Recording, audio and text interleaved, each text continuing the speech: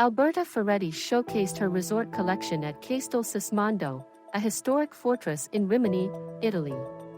Despite recent floods, Ferretti's show went on, representing resilience and the determination to rebuild.